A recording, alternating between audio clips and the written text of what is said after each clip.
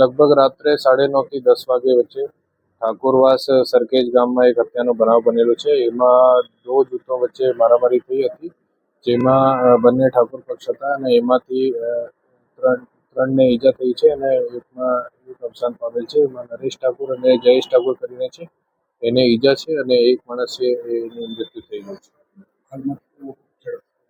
અત્યારે પોલીસની જુદા જુદા ટીમ ફિલ્ડમાં છે અને સીસીટીવી અને ટેકનિકલ એનાલિસિસ કરીને બધાની શોધી કાઢવામાં ફિલ્ડમાં અત્યારે ચાલુ છે.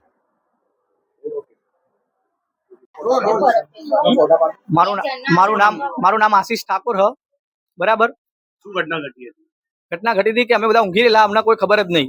આની પહેલા ઝઘડો થયેલો હતો, અમારી જો સમાધાન માટે લોકો આવતા હતા પણ અમે સમાધાન કર્યું નહીં. સાની મેટરમાં સમાધાન? આ મારી પર પહેલા એકવાર જીવલેણ હુમલો થયો હતો, મેં પોલીસ કેસ કર્યો હતો. પોલીસે આમાં કોઈ એક્શન લીધી નહીં. પોલીસે પૈસા ખાધ્યા, તાત્કાલિક છોડી દીધા અમને 1 કલાકની અંદર. બરાબર. સરખેજ પોલીસ સ્ટેશન ફરિયાદ કરી હતી. પછી મને જાણ થઈ કે એમની ગાડીઓ કે કોઈ રિટર્ન નહીં કરે, કે અમને કોઈ ધરપકડ નહીં કરી. બરાબર. સેટિંગથી હાજર થયા લોકો, બધા છૂટી ગયા. પછી મેં કમિશનર સાહેબ ઓફિસ સાહેબાગ અને સરખેજ પોલીસ સ્ટેશન પોસ્ટ દ્વારા મેં અરજી પહોંચાડી. તો બી મને કોઈ કોલ, 2 પોલીસ સ્ટેશનમાંથી કોઈ કોલ કે મેસેજ આવ્યો નહીં. પહેલા જે ઝઘડો થયો એનું કારણ શું હતું? આની પહેલા ઝઘડો થયો હતો, છોકરી મેટર હતી, સમાધાન થઈ ગયું. સમાધાન થયા પછી મારી પર જીવલેણ હુમલો થયો 20 દિવસ પછી. આજે શું ઘટના ઘટી હતી?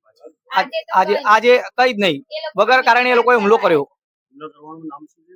મુખ્ય આરોપી રાજુ ભાબર ઉર્ફે મહેશ ઠાકોર. બરાબર.